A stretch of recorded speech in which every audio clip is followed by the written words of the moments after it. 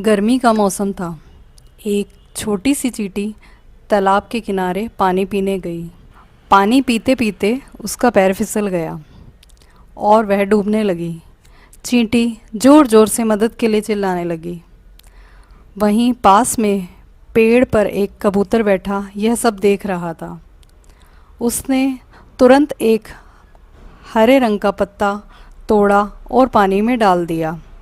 चींटी उस पत्ते पर चढ़कर किनारे तक पहुंच गई। चींटी ने कबूतर को मन से धन्यवाद किया और सोचा, एक दिन मैं इस एहसान का बदला ज़रूर चुकाऊंगी।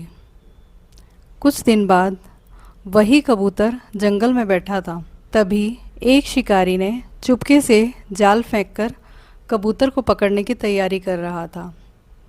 चींटी ने यह सब देख लिया। वह तुरंत दौड़कर गई और शिकारी के पैर पर काट लिया। शिकारी दर्द से चिल्ला उठा। आवाज़ सुनकर कबूतर उड़ गया और उसकी जान बच गई। कबूतर ने ऊपर से चींटी को देखा और मुस्कुराया। अब दोनों समझ गए थे कि नेकी और मदद कभी व्यर्थ नहीं जाती। रिया को किताबें पढ़ने का बहुत शौक़ था। वह हमेशा कोई ना कोई किताब पढ़ती रहती थी। एक दिन जब वह अपने दादाजी के साथ पुरानी अलमारी की सफाई कर रही थी तो उसे उस अलमारी में से एक धूल से ढकी हुई मोटी किताब मिली।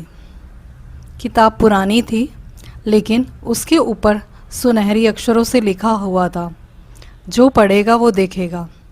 रिया ने किताब खोली। किताब खोलते ही उसमें नीली रोशनी हुई। जैसे ही उसने किताब का पहला पन्ना खोला, अचानक से कमरे की दीवारें गायब होने लगी। कुछ ही पलों में उसने अपने आप को एक घने जंगल में खड़ा पाया। उसने देखा पेड़ इंसानों की तरह बात कर रहे थे, पक्षी गाना गा रहे थे। रिया हैरान थी, लेकिन डर की जगह उसके मन में और भी जानने की उत्सुकता थी। जैसे ही उसने दूसरा पन्ना पढ़ा, वह एक नदी के किनारे पहुंची और उसने देखा वहाँ मछलियाँ हवा में उड़ रही हैं और चमकती लहरें, जादुई चमक चारों तरफ बिखरी हुई है। रिया की खुशी का ठिकाना नहीं था। खुश होकर उसने ताली बजाई और बोली, वाह, यह तो सचमुच अद्भुत है। लेकिन तभी किताब अपने आप बंद हो गई और रिया ने अपने आप को अपने कमरे में पाया। सब कुछ सामान्य लग रहा था, जैसे कि कुछ भी ना हुआ हो। किताब उसके सामने ही पड़ी थी, पर रिया जानती थी कि यह किताब कोई साधारण किताब नहीं है।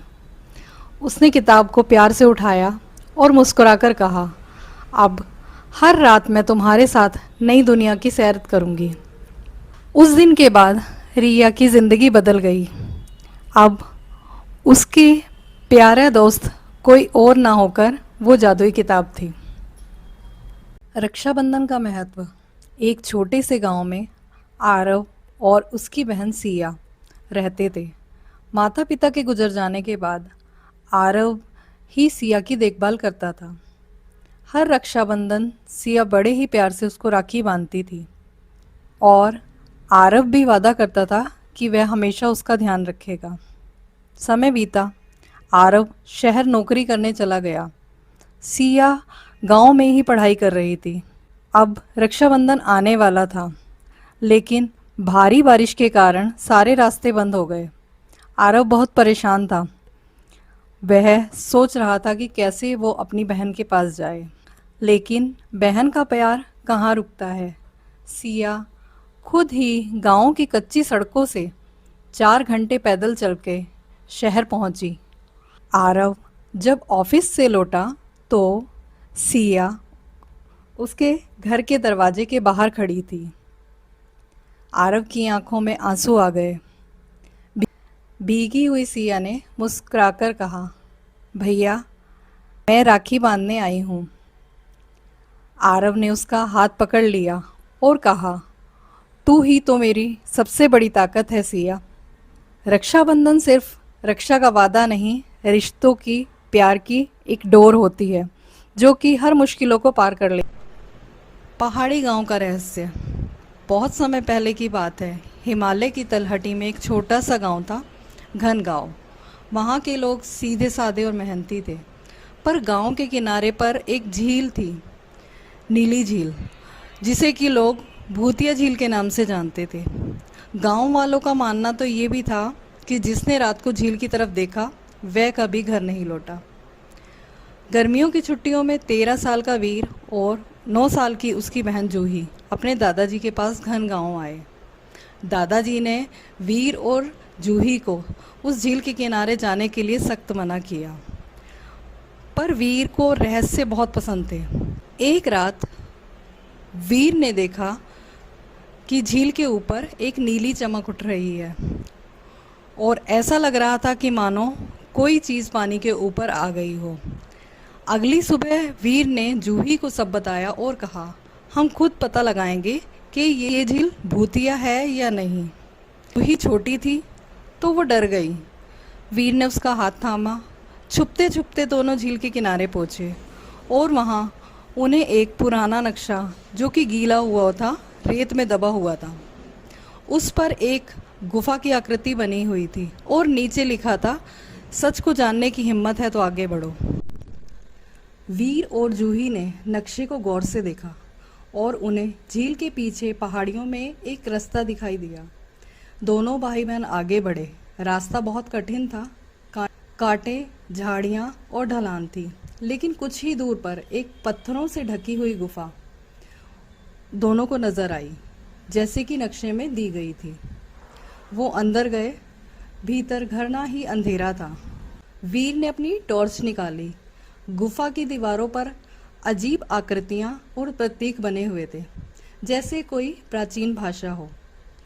कुछ आगे चलकर उन्हें एक पत्थर का भारी दरवाज़ा दिखा, जिस पर 3 रहस्यमय चिन्ह बने हुए थे, एक सांप का, एक सूरज और एक आँख। दरवाजे के नीचे लिखा हुआ था, जिसने देखा सच वही खोले रास्ता। जूही ने हल्के से आँख वाले प्रतीक को छुआ और वीर ने जैसे ही उसे दबाया, दरवाज़ा धड़ाम से खुल गया। अंदर एक बड़ा कमरा था, जिसकी दीवारों पर चमकते हुए क्रिस्टल जड़े हुए थे। कमरे के बीचों बीच एक पुराना पत्थर का सिंहासन था और उस पर एक इंसान बैठा हुआ था। उसकी आंखें असली लग रही थी और जैसे ही वीर ने उसे देखा, उसकी आंखें नीली रोशनी सी चमकने लगी। तभी एक गूंजती हुई आवाज़ आई, तुम सच के बहुत करीब हो, लेकिन क्या तुम इसका सामना कर पाओगे? गूंजती आवाज़ के साथ पूरा कमरा कांपने लगा। जूही डर गई और पीछे हट गई, पर वीर ने ध्यान दिया, सिंहासन के नीचे कुछ लिखा हुआ था, जिसने दिल से देखा वही बंधन तोड़ेगा। वीर ने गौर से दीवारों पर लगे क्रिस्टल को देखा। एक क्रिस्टल थोड़ा हल्का नीला था। उसने उस क्रिस्टल को उठाया और पत्थर के इंसान की आंख पर रख दिया। फिर क्रिस्टल में से एक तेज नीली रोशनी निकली। पत्थर की परतें टूटने लगी और सामने प्रकट हुआ एक बूढ़ा इंसान, जो धीरे धीरे मुस्कुरा रहा था और उसने बोला, मैं हूँ आरव। मैं एक खोजी हूँ। मैंने भी सच को जानना चाहा, लेकिन मेरी लालच ने मुझे श्रापित कर दिया। मैंने झील के नीचे छुपे हुए ज्ञान का स्रोत को पाना चाहा, लेकिन बिना इजाज़त के, और मैं पत्थर का बन गया। वीर और जूही दोनों हैरान थे। बूढ़े आरव ने आगे कहा, तुमने मेरी कैद तोड़ी है, क्योंकि तुम डरे नहीं और तुमने सब कुछ समझ के किया है। अब समय है कि झील अपने असली रूप में दुनिया को दिखाई दे। जैसे ही आरव ने अपने हाथ फैलाए, गुफा की दीवारें धीरे धीरे गायब होने लगी। चारों ओर नीली रोशनी फैल गई। वीर और जूही ने खुद को झील के किनारे पाया, लेकिन अब झील बदल चुकी थी। पानी शांत था और उसमें एक नीली लहर निकलकर हवा में उड़ गई, जैसे कि कोई आत्मा आज़ाद हो गई हो। आरव मुस्कुराया। ये झील दरअसल एक जीवित आत्मा थी जो कि समय समय पर सच को खोजने वालों की परीक्षा में डालती है। अब उनकी परीक्षा पूरी हो चुकी है। वीर और जूही की आंखों में चमक थी। उन्हें अब डर नहीं लग रहा था। गांव वालों ने भी झील के पास आए। उन्होंने देखा कि अब वो झील डरावनी नहीं बल्कि शांत और खूबसूरत लग रही थी। दादाजी ने वीर से पूछा, क्या किया तुमने? वीर मुस्कुराया, बस झील से बात की और उसके मन की बात जानने की कोशिश की। ये कहानी है दो दोस्तों की, अंश और विवान। दोनों ही बहुत अच्छे दोस्त थे। दोनों हर जगह साथ जाते थे, स्कूल भी साथ जाते, होमवर्क भी साथ करते और खेलते भी साथ में थे। एक दिन गांव में मेला लगा। दोनों दोस्त घूमते घूमते जंगल के पास पहुँचे। अचानक झाड़ियों में से एक भालू निकल आया। अंश डर गया। बिना सोचे समझे वह पेड़ पर चढ़ गया। विवान, जो कि पेड़ पर चढ़ना नहीं जानता था, वह ज़मीन पर सीधा लेट गया और उसने अपनी सांस रोक ली, क्योंकि उसने सुना था कि भालू मृत शरीर को नुकसान नहीं पहुंचाते। भालू धीरे धीरे उसके पास आया और उसको सूंघकर चला गया। अंश नीचे उतरा और हंसकर बोला, अरे भालू ने तुम्हारे कान में क्या कहा है? विवान ने गंभीरता से कहा। उसने कहा, ऐसे दोस्तों से दूर रहो जो मुश्किल में तुम्हें अकेला छोड़ दें। अब अंश चुप हो गया। उसे अपनी गलती का एहसास था। उस दिन के बाद उसने सच्ची दोस्ती का मतलब समझा। दोस्त वो है जो मुसीबत में आपके साथ खड़ा होता है। सीख, सच्चा दोस्त वही है जो अच्छे और बुरे समय में आपका साथ दे। ऐसी ही और कहानियाँ देखने के लिए चैनल को सब्सक्राइब कीजिए।